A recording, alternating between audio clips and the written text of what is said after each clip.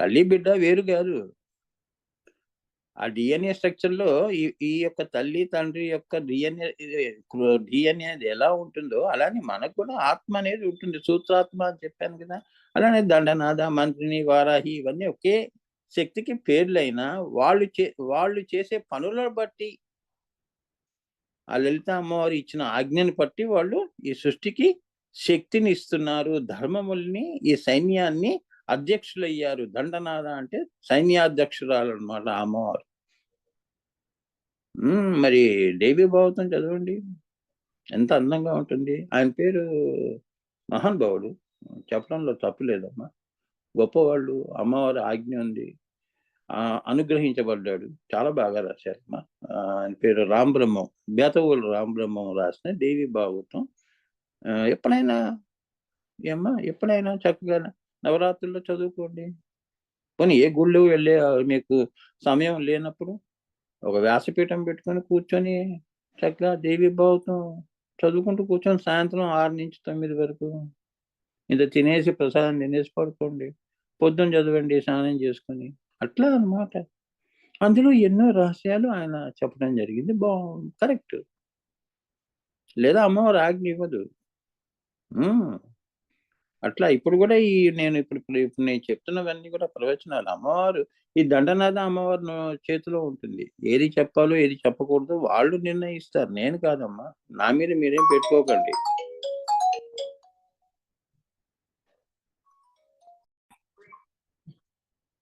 So, దండనాథ అన్న వారాహి, ఈ వారాహి అమ్మవారు ఏమ్మా ఈ వారాహి నామరూపాత్మక సృష్టికి కారణము గనక కారణ బ్రహ్మముగా కనుక దానిని పిత అన్నారు.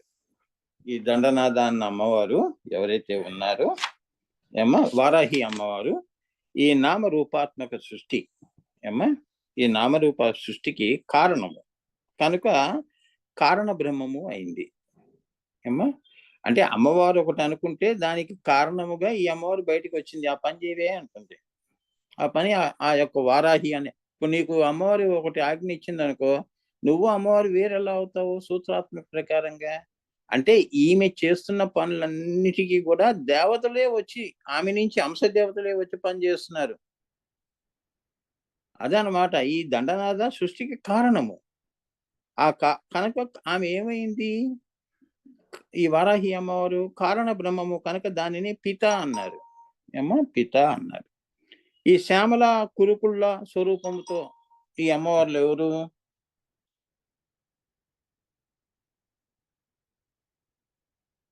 కురుకుళ్ళ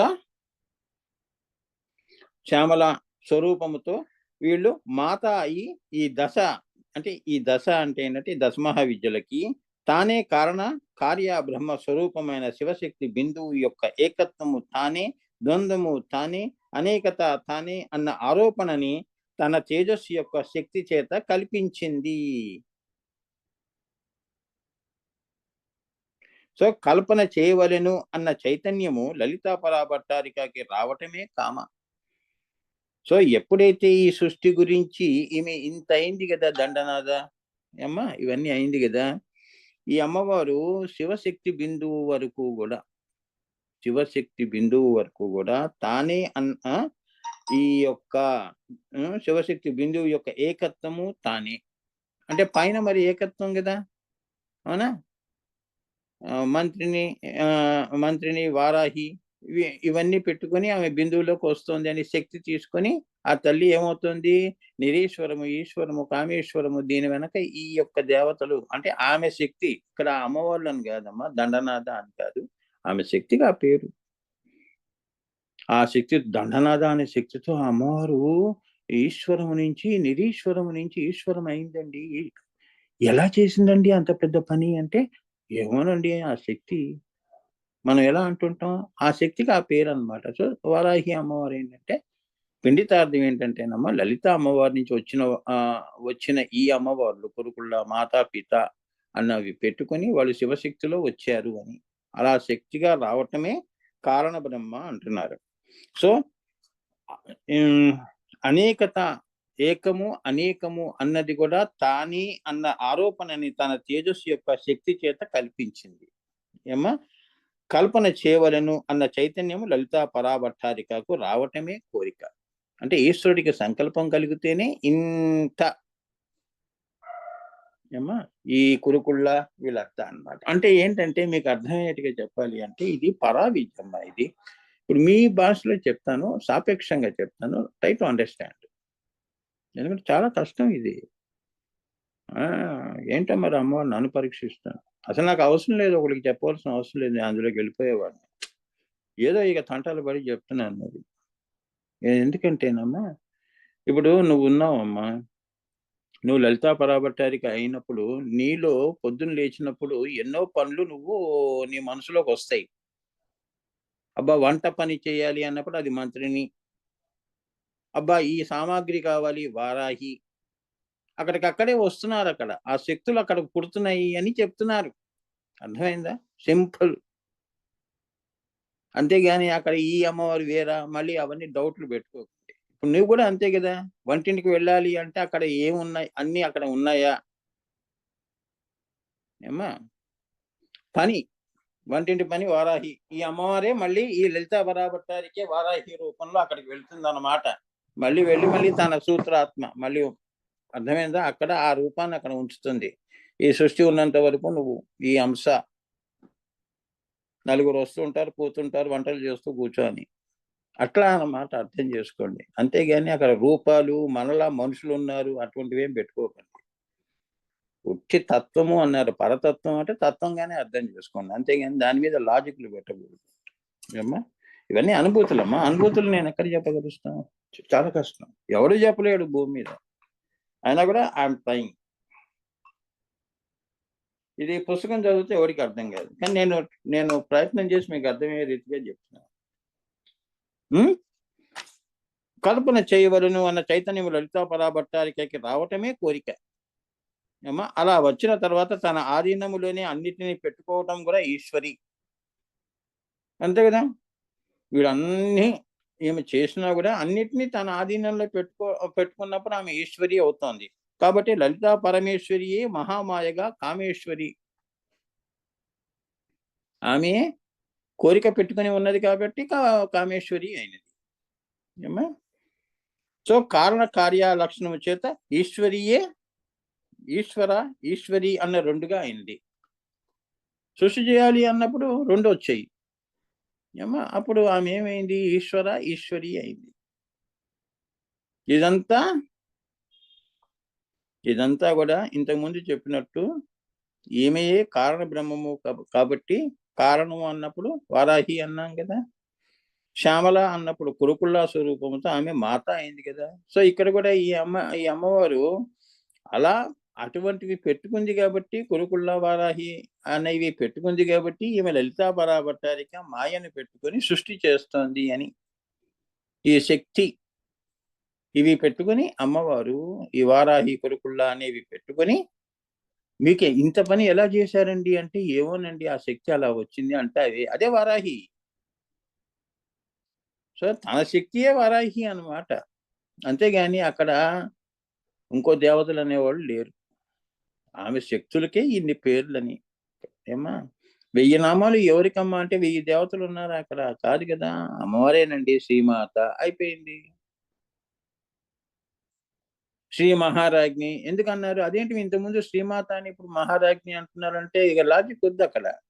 సృష్టి క్రమంలో ఆమె అది హ్రీంకార మహదాకాశం దగ్గరికొచ్చినప్పుడు హ్రీం బీజంగా వచ్చినప్పుడు ఆమె ఏమైంది? మహారాజ్ఞి అయింది. ఆమె ఎక్కడి నుంచి వచ్చిందంటే చితగ్నికుండ సంభూత ఆ బిందువు నుంచి వచ్చింది. ఎందుకొచ్చిందండి? దేవకార్య సముజ్జత. ఆమె శ్రీవారి యొక్క కోరికను పెట్టుకొని సాకారం చేయటానికి, సృష్టి చేయటానికి ఆమె ఏమవుతోంది? చితగ్నికుండము నుంచి ఉద్భవించింది అని.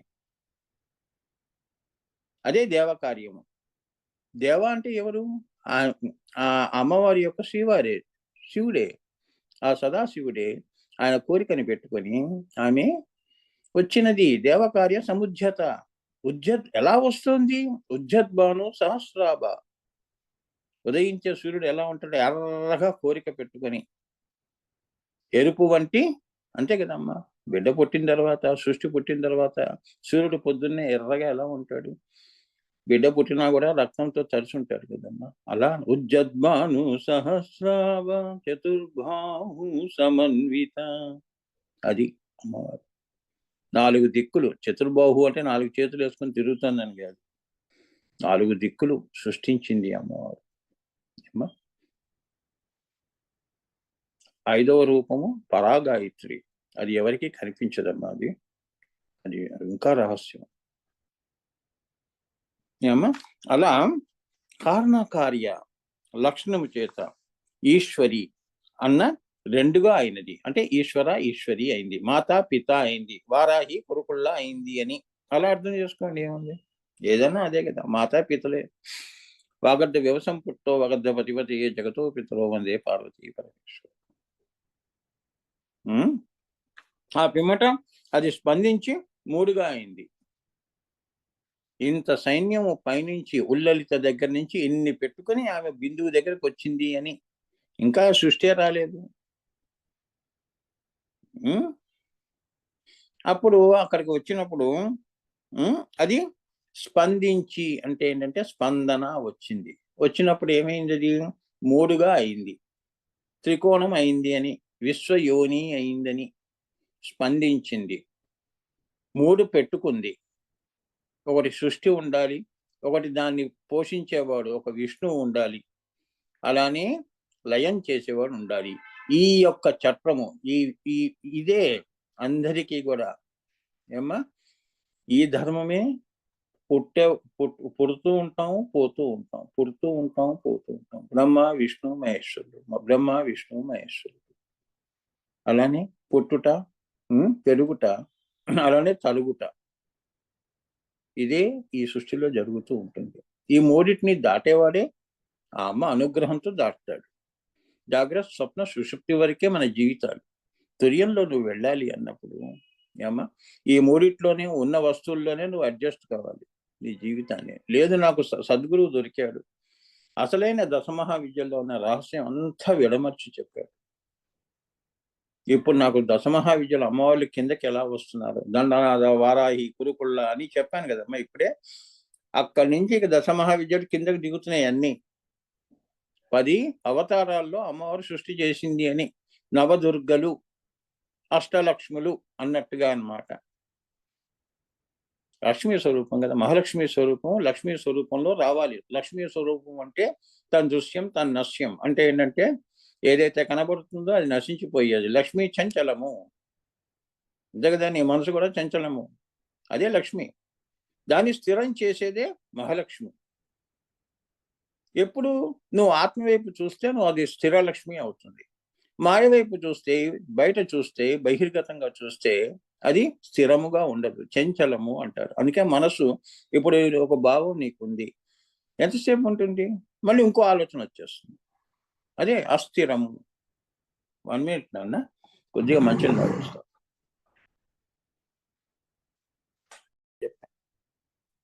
ఈ పేర్లు చెప్పాను కదా ఇప్పుడే, దండనాథ వారాహి వీళ్ళంతా కూడా, కురుకుళ్ళ వీళ్ళంతా కూడా అమ్మవారిలోనే ఉంటారమ్మా. అమ్మవారి యొక్క అంశ. ఎందుకన్నాను అంటే ఇప్పుడు నువ్వు ఉన్నావు, 1 కిలో ఎత్తేటప్పుడు 10 కిలోలు ఎత్తేటప్పుడు నీకేం కావాలి, సృష్టి చేయాలి అన్నప్పుడు ఒక శక్తి కావాలి. సో నువ్వేం చేస్తావు, 2 చేతులు పెట్టి ఎత్తుతావు. ఆ 2 చేతులు పెట్టి ఎత్తటం అనే శక్తి ఒకటే. కానీ ఇక్కడ దండనాథ వారాహి అనే ఇటువంటి అమ్మవార్లు శక్తిని ఆమె అంతటా ఆమెయే శక్తిని పెంచి దండనాథ రూపంలో, కొలుగుళ్ళ రూపంలో మాతాపితులై అని అలా చెప్తున్నారు. ఏకం సత్విపుల బహుదా వదంతి, ఉన్నది దేవుడు ఒకడే, 10 మంది దేవతలు లేరు అక్కడ. శక్తిని పెంచింది, పెంచినప్పుడు ఆమె దండనాథ అయింది. సైన్యాన్ని పెంచింది అని, అనేకం అవుతోంది ఆ సంకల్పం పెట్టుకుంది కాబట్టి ఈ దేవతలందరూ ఆమె నుంచి పుడుతున్నారని. మరి అది అసలైన విశ్వరూప దర్శనం అంటే. అక్కడ అందరూ ఇంతమంది దేవతలు లేరు. ఆ రూపంలో ఆమె శక్తిని పెంచి ఈశ్వరి అయి, కామేశ్వరి అయి బిందువులోకి వస్తోంది. ఆమె సంకల్పంలో ఎన్నున్నాయి, ఆ సంకల్పానికి ఇగో ఈ శక్తులన్నీ తోడైనాయి. అదే పరివార జనం అంతా కూడా మళ్ళీ బిందువు దగ్గర ఆమె మణిదీపంలో చుట్టూ ఉంటారు, సేవిస్తూ తరిస్తూ. చాలా అంతేగా, నువ్వు కూడా అంతే కదా. నువ్వు ఎలా పుట్టావు భూమి మీద, అమ్మవారు పంపిస్తే వచ్చావు. ఇక్కడ కూడా నువ్వు మర్చిపోవట్లేదు. అమ్మ పనులే చేస్తున్నావు అంటే నువ్వు కూడా మణిదీపం. ఇదంతా వేరనుకోకు ఈ భూమి. మణిదీపంలో ఇదొక అంతర్భాగం ఇది. అంటే అమ్మవారి యొక్క కాలి గోటితో సమానం ఇది. ఆమె గోర్లలో ఈ సృష్టంతా ప్రతిబింబిస్తుంటుందమ్మా. తెలుసా? అందుకే గురుపాదుకలు అన్నారు. మరి లలితా పరాభట్టారి కంటే ఏమనుకుంటున్నారు? సో ఇక్కడ ఏంటి అంతవరకు ఈ సృష్టి అంతా. సో మనం కూడా ఏంటి మనం కూడా అమ్మవారి పనులు చేస్తున్నామంటే అమ్మవారి పరివార జనంలో మనం కూడా సైన్యము అని. చేయలేదు అంటే ఆమె మాయలో మనం ఉన్నామని. ఇతరముగా మనం బతికేస్తున్నాం. సూత్రాన్ని మర్చిపోయాం.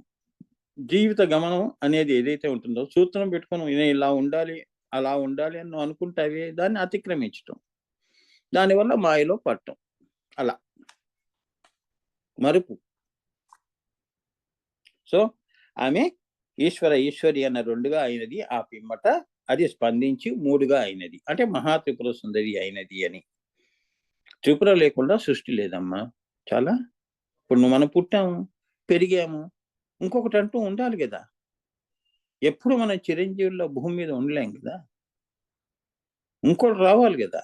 మరి సృష్టి ఎలా ఉద్ధరించబడుతుంది? ఈ 3 ఉంటేనే నువ్వు ఉద్ధరించబడతావు. ఏమ్మా, అందులో మళ్ళీ నువ్వు 84 లక్షల జీవరాశుల్లో ఈ మానవ జన్మ అనేది ఉత్తమోత్తమైనది. ఎంత పుణ్యం చేసుకుంటే నీకు ఈ మానవ జన్మ అమ్మవారు ఇచ్చింది. ఇతపూర్వం నీ గతం ఏంటో నీకు తెలియదు. ఎన్ని యోనుల్లో నువ్వు తిరుగుతున్నావో కర్మ పెట్టుకొని. ఇది నువ్వు తెలుసుకున్నావు అనుకో, అమ్మా నేను ఇన్ని యోనుల్లో నుంచి చివరికి నేను ఈ మానవ రూపంలో వచ్చాను. అవునా? నేను ఇప్పుడు నా వర్టికల్ అంటే ఏంటి? వర్టిబ్రా ఎప్పుడు పైన చూపిస్తుంది. ఆకాశం వైపు నీ దృష్టి వెళ్ళింది అంటే నువ్వు తెలుసుకున్నావు. You are a self realized soul. ఇంకా అడ్డంగా ఆలోచించడం అంటే మెటీరియలిస్టిక్ గా నువ్వు మానేస్తావు. మెటీరియలిస్టిక్ గా ఉండవు ఇంకా ఎక్కువ. ఎందుకంటే అవన్నీ వాళ్ళ నుండి రేపు వెళ్ళిపోయేవి. ఎప్పుడు ఉండేది ఏది? అమ్మవారి పదార్థం, బ్రహ్మ పదార్థమే ఎప్పుడు. సత్యం శివం సుందరం. అవునా? ఇక ఆ యొక్క మార్గంలో, జ్యోతి మార్గంలో నువ్వు అడుగులు వేయటం మొదలు పెడతావు. ఎప్పుడు జ్యోతి మార్గము అంటే ఏంటంటే ఆత్మ మార్గము అని. ఎప్పుడు ఆయన ఆత్మతోనే ఆ తేజస్సులోనే ఉంటాడండి. మనలా ఆయనకి ఏంటంటే మనసు అనేది లేదు. ఆయనకి మనసుతో పని లేదు. అంతే కదా. అది రామకృష్ణ పరమహంస గాని, లేదా మళ్ళీ ఏ రమణ మహర్షి గాని, షిరిడి సాయిబాబా గాని వాళ్ళకి మనసు అవసరం లేదు. వాళ్ళకి దాంతో వాడికి ఏ పని లేదు. ఏం చేసినా వాళ్ళు ఆత్మ. ఎందుకంటే మనసు అనేది ఆత్మ నుంచి వచ్చినది. అర్థమైందా? సూర్యుడి నుంచి కిరణాలు, సూర్యుడి నుంచి చంద్రుడు, సూర్యుడి నుంచి ఈ తారాకోటి ఇదంతా కూడా ఎందులో నుంచి వస్తున్నాయి? సూర్యుడిలోంచి వస్తున్నాయి. ఆయనకెందుకమ్మా మనసు? నీ ఆత్మకి మనసు ఎందుకు? నువ్వు అందులో ఉన్నప్పుడు? గుళ్ళో దేవుడి సమక్షంలో ఉన్నప్పుడు నీకెందుకమ్మా ఇంకా పిల్లల గురించినో, భర్తల గురించినో, బంధాల గురించినో, డబ్బు గురించి ఎందుకు ఆలోచనలు? అమ్మే సర్వం. అమ్మే అన్నపూర్ణ. ఆమె సమక్షంలో నువ్వు పూర్ణం అవుతావు. షోడశి అవుతావు నువ్వు కూడా. అమ్మవారే అవుతావు అని. ఇంకా అక్కడ కూడా మళ్ళీ దరిద్రం ఎందుకు? అమ్మ నాకు అది ఇవ్వు, ఇది ఇవ్వు అనుకుంటా. అవన్నీ మనసుతో చేసే పూజలు. ఆ మనసునే తీసేసావనుకో ఆత్మ ఏం కోరుకుంటుంది? అమ్మనే కోరుకుంటుంది. ఈ మనసు ఆత్మకి అంటించావనుకో సంకల్పాలు వస్తుంటాయి. అమ్మో! దేవుడు కనిపించాడు. ఇది అడుగుదాం, అది అడుగుదాం. ఎందుకంటే ఇక్కడ మనసు అంటే మల మలం అంటుకొని ఉన్నది. మాయ అంటే మలము. అర్థమైందా? ఆ! ఇది. ఇలా నువ్వు మనం ఎదగటం అన్నమాట. ఆ పిమ్మట 5 ఆకాశాలని అమ్మవారు ఏం చేసింది? ఇవన్నీ ఏమిటి? ఆమె యొక్క వారాహి దండనాద ఇదంతా సైన్యము. ఆ సైన్యాన్ని పెట్టుకొని సృష్టి చేస్తోంది అని. ఇదే యుద్ధము. యుద్ధము అంటే మ మహిషాసురుడి యొక్క యుద్ధమే అని పెట్టుకోకండి. ఇప్పుడు కూడా ఆమె యుద్ధమే చేస్తున్నది. నీ యొక్క శ్వాస ప్రక్రియలన్నీ కూడా ఆవిడ ఉన్నది కాబట్టి మనం ఇప్పుడు మాట్లాడగలుస్తున్నాం. పంచేంద్రియాలు ఇదంతా చైతన్యవంతంగా ఉంది. ఆమె గనక ఒక్కసారి గనక కళ్ళు మూసింది అంటే ఏముంది? దేవుడు కళ్ళు మూస్తే ఏముందమ్మా? లయం. ప్రళయం అయిపోతుంది. సృష్టి. సుప్రభాత సేవలు అమ్మవారికి అవసరం లేదు.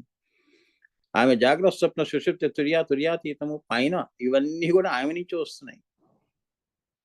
ఆమె ఎక్కడో ఉంటుంది పైన. పరాశూన్యంలో ఉల్లలితగా ఉంటుంది.